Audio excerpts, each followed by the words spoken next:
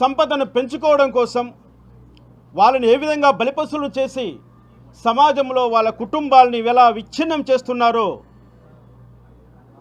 ఈ విజయసాయి రెడ్డి లాంటి వాళ్ళు, నాగార్జున రెడ్డి లాంటి వాళ్ళు, పెద్దిరెడ్డి ద్వారకనాథ్ రెడ్డి లాంటి వాళ్ళు, పెద్దిరెడ్డి రామచంద్రారెడ్డి లాంటి వాళ్ళు, సజ్జల రామకృష్ణారెడ్డి లాంటి వాళ్ళు, వీళ్ళందరికీ నడిపించేటువంటి కింగ్ జగన్మోహన్ రెడ్డి లాంటి వాళ్ళు శవాలు దొరికితే తప్ప రాజకీయం చేసేటువంటి సన్యాసి జగన్మోహన్ రెడ్డి ఈరోజు పరిగెత్తిపోయాడు శవం దగ్గరికి శవరాజయాల కోసం. ఏమయ్యారా జగన్మోహన్ రెడ్డి?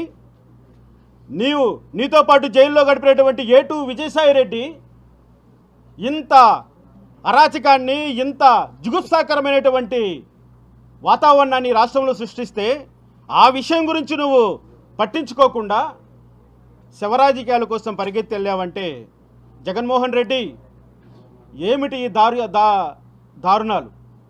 ఎందుకు ఈ విధమైనటువంటి నువ్వు ఒక దళిత గిరిజనుల పట్ల వ్యవహరిస్తున్నావని మేము ఈ సందర్భంగా ప్రశ్నిస్తున్నాం జగన్మోహన్ రెడ్డిని. జగన్మోహన్ రెడ్డి కారణంగానే విజయసాయి రెడ్డి ఎంపీ అయ్యాడు.